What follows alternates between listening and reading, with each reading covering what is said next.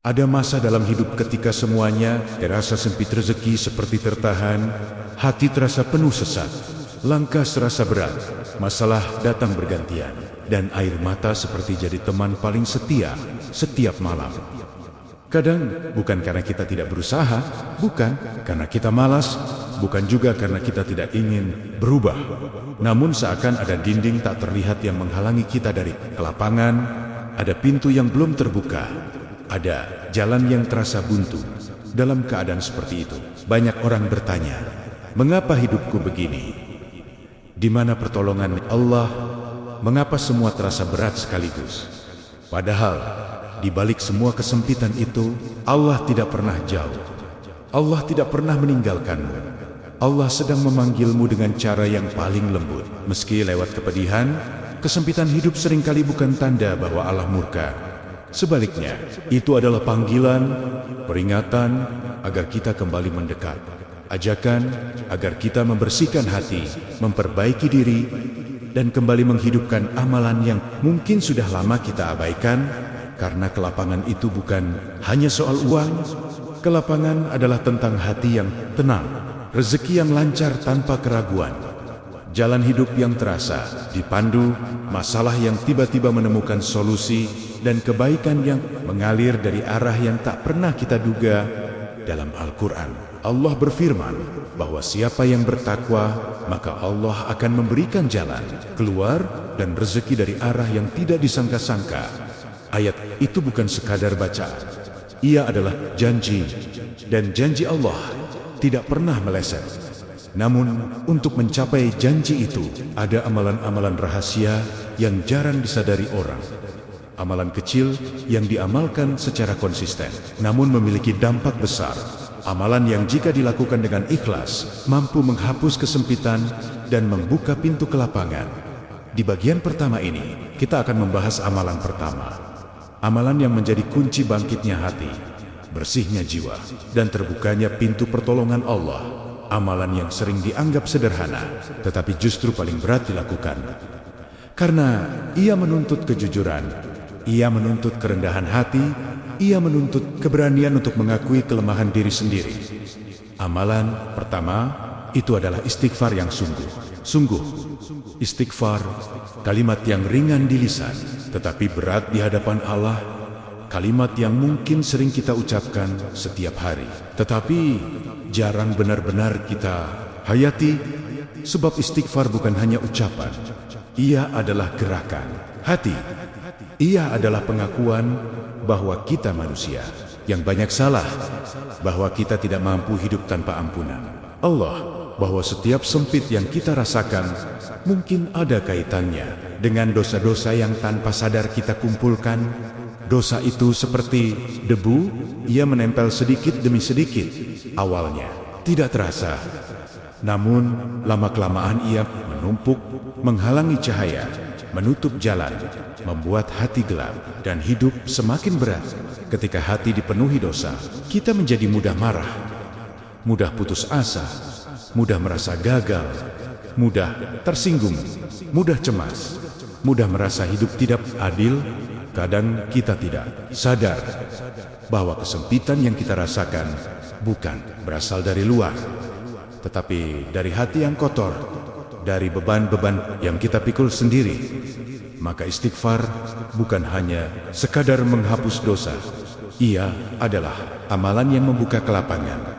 Karena saat dosa itu luruh, Allah turunkan kemudahan, Allah bersihkan jalan, Allah lembutkan hati, Allah permudah urusan satu demi satu. Ada sebuah ayat yang sering diulang oleh para ulama.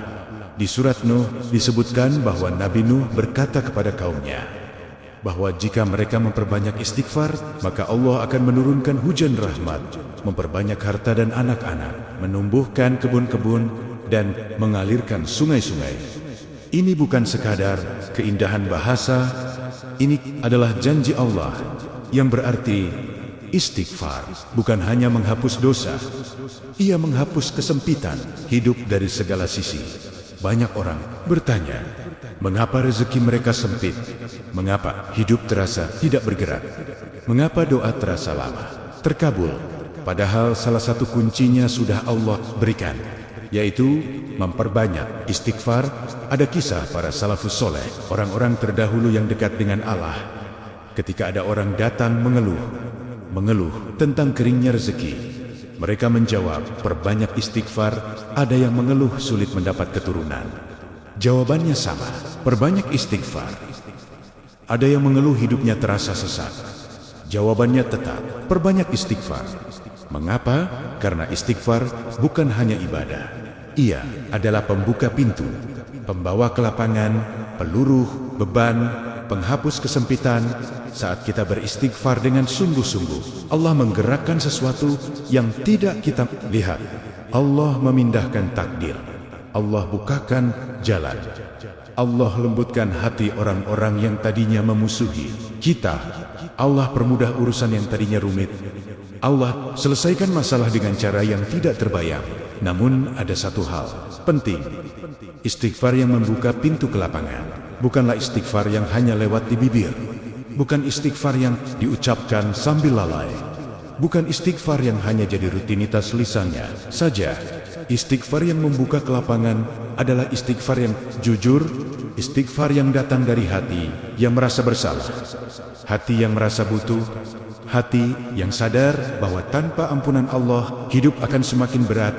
Istighfar yang dilakukan saat sepi, saat tidak ada yang melihat, saat malam sudah larut dan dunia sunyi. Itulah istighfar yang paling didengar. Itulah istighfar yang paling berharga. Bahkan sebagian ulama mengatakan, jika engkau memperbaiki hubunganmu dengan Allah di waktu sepi, maka Allah akan memperbaiki urusanmu di waktu ramai. Dan ini yang banyak dilupakan orang. Kesempitan hidup seringkali berawal dari kelalaian hati, dan kelapangan hidup berawal dari hati yang kembali lembut, hati yang kembali jujur kepada Allah.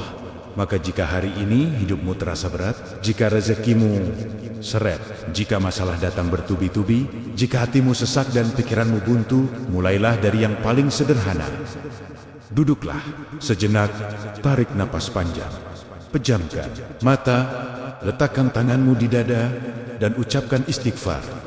Bukan sekadar ucapan, tapi dari kedalaman hati, dengan rasa bersalah, dengan rasa butuh, dengan rasa ingin kembali. Karena ketika engkau membuka pintu istighfar, Allah akan membuka pintu kelapangan. Jika amalan pertama membuka pintu langit melalui istighfar, maka amalan kedua ini membuka pintu bumi. Ia menggerakkan sebab-sebab dunia, mempermudah urusan, melunakkan hati manusia, dan menjadikan hidup mengalir dengan lebih ringan. Amalan itu adalah sedekah, amalan yang oleh para ulama disebut sebagai kunci pembuka pintu kemudahan. Dari zaman para nabi sampai hari ini, sedekah selalu menjadi jawaban atas kesempitan. Bukan karena manusia yang kita bantu itu akan membalas kita, tetapi karena Allah sendiri yang turun tangan mengurus kehidupan hamba yang suka bersedekah. Ada satu kalimat yang banyak diucapkan oleh guru-guru ruhani. Jika engkau ingin melihat bagaimana Allah memperlakukanmu, perhatikan bagaimana engkau memperlakukan orang lain. Dan sedekah adalah wujud paling nyata dari perilaku itu. Sedekah bukan hanya tentang memberi uang. Sedekah adalah keluasan hati. Ia adalah tanda bahwa kita membiarkan Allah bekerja lewat tangan kita. Kadang kita berpikir, bagaimana aku bersedekah sementara aku sendiri sedang sempit? Bagaimana aku memberi sementara aku sendiri sedang kekurangan? Bagaimana aku meringankan beban orang lain sementara bebanku saja belum selesai? Namun, disitulah letak rahasianya. Sedekah yang paling kuat bukan sedekah orang kaya, tetapi sedekah orang yang sedang kesempitan namun masih ingin menjadi sebab kebaikan.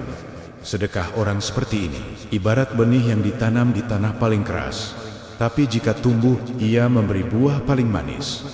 Dalam sebuah hadis disebutkan bahwa sedekah tidak akan mengurangi harta di dunia. Ia membuka pintu rezeki.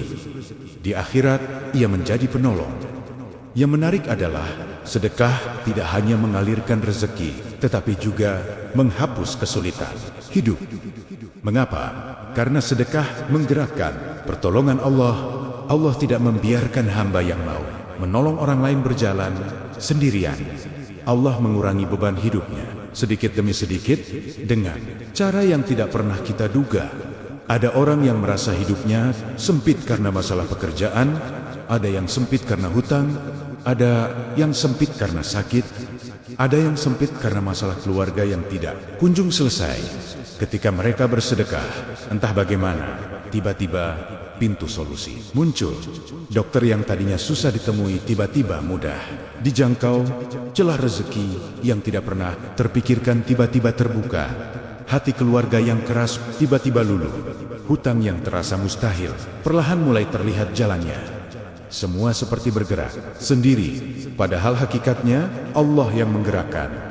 Karena sedekah itu ibarat mengetuk pintu Allah dari sisi dunia, dan Allah menjawabnya dengan cara yang tidak pernah kita bayangkan.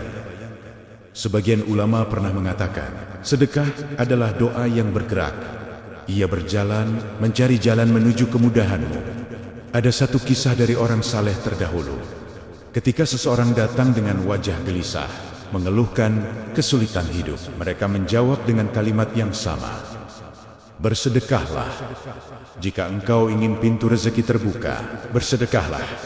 Jika engkau ingin hatimu tenang, bersedekahlah. Jika engkau ingin urusanmu dipermudah, bersedekahlah. Mungkin terdengar sederhana, namun yang sederhana itulah yang sering kita abaikan.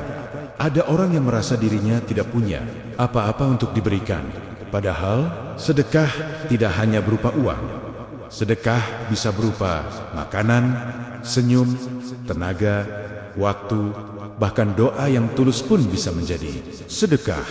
Allah tidak melihat besar kecilnya pemberian, yang Allah lihat adalah hati saat memberi.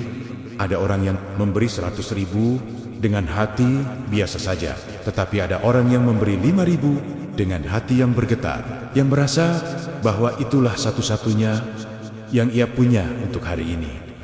Dan tahukah engkau, sedekah yang paling kecil namun diberi dengan rasa butuh kepada Allah justru lebih besar nilainya dari sedekah besar yang tidak disertai hati. Karena sedekah adalah ibadah hati, bukan ibadah jumlah. Begitu pula dalam hal menghapus kesempitan hidup. Sedekah tidak menunggu kaya. Sedekah justru mendatangkan kekayaan hati dan kelapangan hidup. Ada doa Nabi Muhammad yang sangat indah.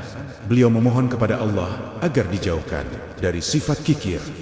Karena sifat kikir adalah penghalang rezeki, penghalang kelapangan, penghalang rahmat. Sedangkan sifat memberi adalah pembuka pintu. Kita sering tidak sadar bahwa ketika kita sedang kesempitan, kita sedang diuji. Apakah kita tetap ingin menjadi hamba yang bermanfaat? Kesempitan itu bisa melembutkan hati kita. Dan sedekah adalah bukti kelembutan itu. Sedekah juga mengobati rasa iri, rasa takut kekurangan, rasa tidak percaya diri, rasa cemas, rasa sempit yang menekan dada. Karena ketika memberi, kita sedang menyatakan pada diri kita sendiri bahwa rezeki bukan hanya dari pekerjaan, bukan hanya dari manusia, tetapi dari Allah yang maha luas. Dan ketika hati sudah yakin, maka rezeki datang dengan caranya sendiri. Sedekah juga membuat malaikat mendoakan. Rasulullah bersabda bahwa setiap pagi ada malaikat yang berdoa, "Ya Allah, berikanlah ganti bagi orang yang bersedekah." Doa malaikat itu tidak pernah gagal, dan ganti dari Allah tidak pernah sama. Kadang tidak berupa uang, tetapi berupa ketenangan, pertemuan dengan orang baik, masalah yang tiba-tiba selesai, peluang yang tiba-tiba datang, dan jalan yang tadinya buntu tiba-tiba terbuka. Kadang orang lupa bahwa hidup lapang itu tidak selalu berupa materi. Ada orang yang hartanya banyak tapi hidupnya sempit, dan ada orang yang hartanya tidak seberapa tapi hatinya lapang-lapang dalam urusan, lapang dalam hati, lapang dalam takdir. Itulah yang kita cari, dan sedekah adalah salah satu jalan paling cepat menuju kelapangan itu.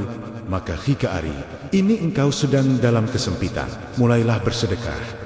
1.000 pun tidak apa-apa, bahkan sepotong roti pun bisa, atau sebungkus nasi kepada orang yang tidak dikenal, atau uang kecil kepada anak yatim, atau membantu tetangga yang sedang kesusahan, atau sekadar menyisihkan sedikit untuk masjid terdekat.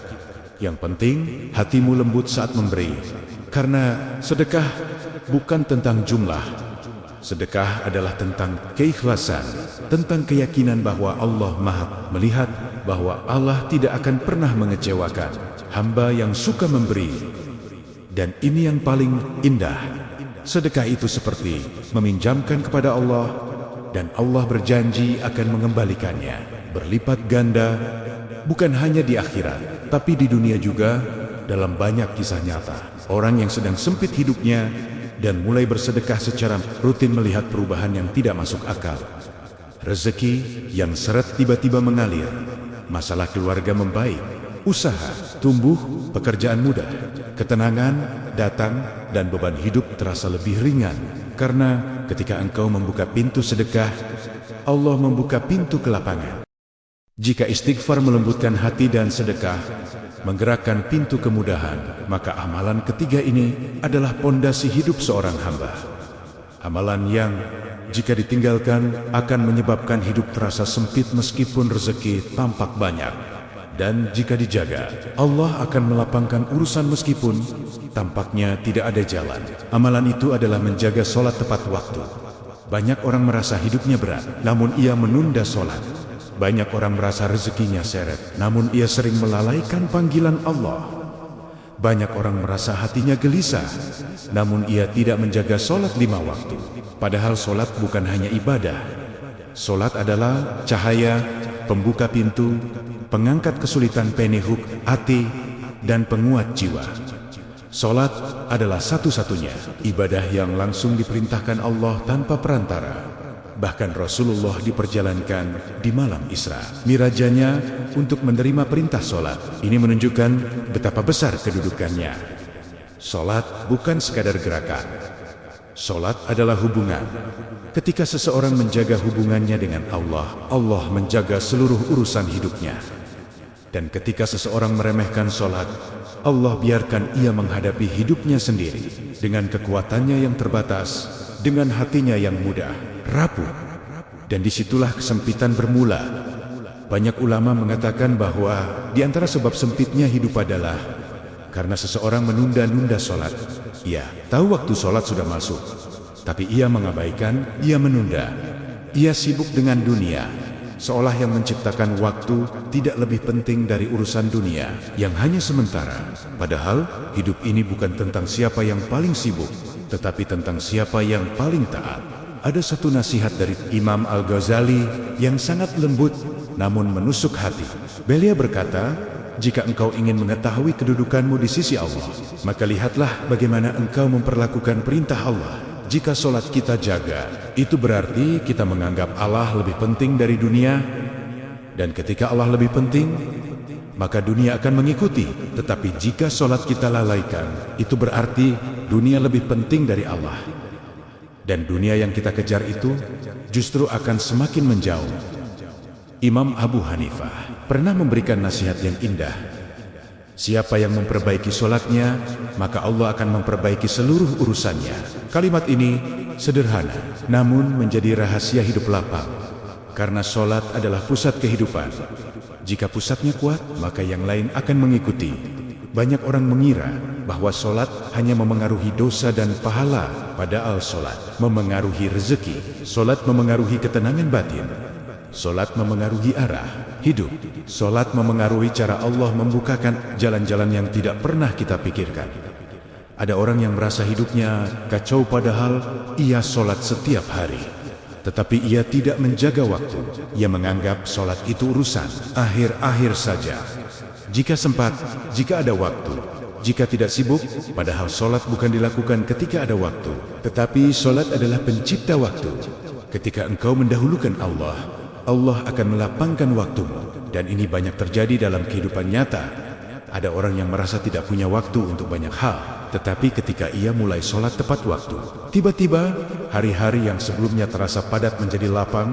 Urusan yang tadinya rumit menjadi sederhana, pekerjaan yang tadinya berat menjadi ringan, karena Allah sendiri yang mengatur waktunya. Ada kisah yang sering disampaikan para ulama tentang seseorang yang hidupnya sangat sempit, rezekinya seret, hatinya gelisah, pikirannya kacau. Ia datang kepada seorang ulama besar dan mengadu. Ulama itu hanya bertanya satu hal. Bagaimana solatmu? Orang itu menjawab, aku solat, tapi sering terlambat, sering menunda. Terkadang hanya sekadar menggugurkan kewajiban. Ulama itu tersenyum dan berkata, jika hubunganmu dengan Allah saja kau tunda, jangan heran jika Allah menunda kelapangan hidupmu. Karena hidup ini berjalan sesuai dengan cara kita memperlakukan perintah Allah. Solat tepat waktu adalah bentuk kita mengakui bahwa kita bukan apa-apa tanpa Allah, bahwa kita butuh Allah dalam setiap langkah, bahwa kita membutuhkan bimbingan Allah dalam setiap keputusan, dan Allah tidak akan membiarkan hamba yang bergantung kepadanya hidup dalam kesempitan terlalu lama. Ketika seseorang menjaga solatnya, Allah menjaga hatinya, Allah menjaga pikirannya, Allah menjaga orang di sekitarnya, Allah menjaga rezekinya, Allah menjaga jalannya, dan Allah menjaga ketenangannya. Solat tepat waktu juga menghapus dosa, dan dosa adalah salah satu sebab terbesar hidup terasa sempit. Karena setiap dosa menambah beban, dan setiap solat yang dilakukan tepat waktu meluruhkan beban itu sedikit demi sedikit. Setiap sujud adalah pelepasan, setiap ruku adalah pengakuan, setiap salam adalah kelegaan. Tidak heran jika Rasulullah mengatakan bahwa solat adalah penyejuk mata, karena solat menenangkan jiwa, menenteramkan hati, menyinari pikiran, dan ketenangan adalah bentuk kelapangan yang paling mahal. Imam Malik pernah berkata, tidak ada ibadah yang lebih besar setelah tauhid daripada menjaga solat pada waktunya. Mengapa? Karena solat yang dijaga waktunya melatih hati untuk selalu berada dalam keadaan sadar kepada Allah, dan hati yang sadar kepada Allah adalah hati yang jarang merasa sempit. Hati yang sadar kepada Allah mudah memaafkan, mudah bersyukur, mudah menerima takdir, mudah bangkit dari masalah, mudah melihat sisi baik dari musibah, dan orang seperti ini hidupnya pasti lapang. Kadang kelapangan hidup tidak datang dengan cara memperbanyak harta, tetapi dengan memperbanyak ketenangan, dan ketenangan itu, sebagaimana dijelaskan oleh para ulama, berasal dari hati yang selalu terhubung dengan Allah melalui sholat. Jika hari ini engkau merasa hidupmu berat, cobalah bermuhasabah. Bagaimana sholatmu? Apakah engkau menjaganya tepat waktu, atau engkau menundanya? Apakah engkau sholat dengan tenang, atau hanya sekadar menggugurkan kewajiban? Karena hidupmu akan diperlakukan Allah sesuai dengan bagaimana engkau memperlakukan sholatmu. Jika engkau menjaga sholat, Allah menjaga hidupmu. Jika engkau mendahulukan sholat, Allah mendahulukan pertolongannya untukmu. Jika engkau menunaikan sholat tepat waktu, Allah akan menunaikan semua urusanmu tepat pada waktunya. Jika tiga amalan sebelumnya membangun pondasi kelapangan, maka amalan keempat ini adalah amalan yang membuat langit terbuka dan rahmat Allah turun dengan cara yang tidak pernah terbayangkan. Amalan itu adalah doa di waktu malam, terutama ketika kebanyakan manusia tertidur lelap. Doa malam adalah rahasia besar para ulama, para wali, dan para orang beriman yang hidupnya tampak lapang meskipun mereka secara dunia tidak selalu berlimpah harta. Karena pada saat malam sunyi, ketika dunia berhenti dari hiruk pikuknya, Allah turun ke langit dunia dan bertanya kepada hamba-hambanya, apakah ada yang memohon ampun? Maka aku ampuni. Apakah ada yang meminta rezeki? Maka aku beri. Apakah ada yang meminta pertolongan? Maka aku tolong. Pada waktu inilah hati yang sempit menjadi lapang, doa yang tertahan menjadi bergerak, pintu yang tertutup menjadi terbuka, dan jalan yang buntu menjadi terang. Doa malam bukan hanya sekadar permintaan. Ia adalah bukti bahwa engkau benar-benar butuh Allah. Ia adalah tanda bahwa engkau menyerahkan takdirmu kepada Zat yang Maha Mengatur. Dan Allah tidak pernah mengecewakan hamba yang datang kepo dunia di waktu yang paling sunyi. Imam Hasan al-Basri pernah menasihatkan sebuah kalimat yang sangat indah. Aku tidak mengetahui sesuatu yang dapat menyembuhkan hati, melapangkan dada, dan mempercepat datangnya pertolongan Allah melebihi doa di waktu malam. Kalimat ini bukan teori, ia adalah pengalaman hati para ulama. Karena di waktu malam, hati manusia lebih jujur, lebih lembut, lebih terbuka, dan lebih mudah tersentuh oleh cahaya Allah. Doa malam huga menunjukkan kesungguhan, Karena bangun di waktu malam bukan perkara ringan, ia butuh tekad, ia butuh keikhlasan, ia butuh rasa butuh yang mendalam kepada Allah. Hanya orang yang benar-benar ingin hidupnya berubah yang mau bangun di waktu ketika orang lain sedang tidur, nyenyak. Hanya orang yang benar-benar ingin kelapangan yang sanggup menahan kantuk demi menengadahkan tangan kepada Allah. Dan Allah tidak pernah menolak tangan yang menghadap kepo dan niadi. Waktu ketika dunia sedang sunyi, ada satu rahasia besar yang diajarkan oleh ulama tasawuf. Mereka mengatakan, jika engkau ingin melihat masa depanmu berubah, mulailah dengan memperbaiki malam. Karena malam adalah tempat takdir diturunkan. Malam adalah waktu doa lebih tajam dari pedang. Malam adalah saat ketika jalinan antara hamba dan Tuhannya terasa paling dekat. Ketika engkau merasa hidupmu sempit, cobalah bangun, ambil wudhu yang dingin, rasakan air itu membasuh lelahmu. Kemudian bersujud, biarkan air mata itu jatuh, karena tidak ada air mata yang jatuh dalam sujud kecuali Allah ganti dengan kemudahan yang sangat besar. Doa malam bukan harus panjang. Kadang cukup satu kalimat, ya Allah, lapangkanlah hidupku, atau ya Allah, bukakanlah jalan yang tidak aku lihat, atau ya Allah, aku tidak kuat tanpamu. Doa sederhana ini, jika keluar dari hati yang jujur, lebih kuat dari doa panjang yang tidak dihayati. Kadang Allah tidak menunggu kata-katanya, Allah menunggu getaran hatinya. Imam Syafi'i pernah berkata, aku mengadukan buruknya hafalanku kepada guruku, lalu beliau menasihatkanku agar meninggalkan maksiat. Karena ilmu adalah cahaya, dan cahaya Allah tidak diberikan kepada pelaku maksiat. Nasihat ini bukan hanya tentang ilmu, tetapi juga tentang kelapangan hidup. Karena hidup yang sempit, seringkali karena hati yang gelap, dan hati yang gelap seringkali karena banyaknya kelalaian. Doa malam adalah cahaya. Ya, membersihkan sesuatu yang tidak terlihat. Ia mengisi kembali ruh yang lelah. Ia menata kembali hati yang kusut. Dan ketika hatimu terang, maka hidupmu pun ikut terang. Wahai engkau yang sedang mendengarkan ini, yang mungkin hidupnya sedang sempit, yang mungkin sedang kelelahan, yang mungkin sedang bingung harus melangkah kemana, ketahuilah satu hal, kesempitan yang engkau rasakan hari ini bukan tanda bahwa Allah menjauh. Justru itu bukti bahwa Allah sedang memanggilmu untuk kembali mendekat dengan cara yang lebih dalam. Allah tidak membiarkan kesempitan itu terjadi tanpa sebab. Allah ingin engkau membuka pintu-pintu yang sudah lama tertutup, pintu istighfar, pintu sedekah, pintu sholat yang dijaga, dan pintu doa malam. 4 amalan ini jika engkau jalankan, engkau akan melihat hidupmu berubah sedikit demi sedikit, hari demi hari, hingga pada suatu waktu engkau akan menoleh ke belakang dan berkata, ternyata Allah tidak pernah meninggalkanku. Ternyata Allah selalu mengatur jalanku. Ternyata Allah menyiapkan kelapangan ketika aku mengira semua pintu sudah tertutup. Dan kelapangan itu datang ketika engkau membuka kembali hubunganmu dengan Allah. Maka lakukan 4 amalan ini. Perlahan, tidak harus sempurna. Yang penting istiqomah. Karena kelapangan itu tidak datang dari langkah besar, tetapi dari langkah kecil yang konsisten. Akhiri penutup ini dengan satu doa. Ya Allah, lapangkan hidup kami, ringankan beban kami, buka pintu rezeki dari arah yang tidak kami sangka, beri kami kekuatan untuk istiqomah dalam 4 amalan ini, dan jadikan kami hamba yang engkau pandang dengan kasih sayang. Amin.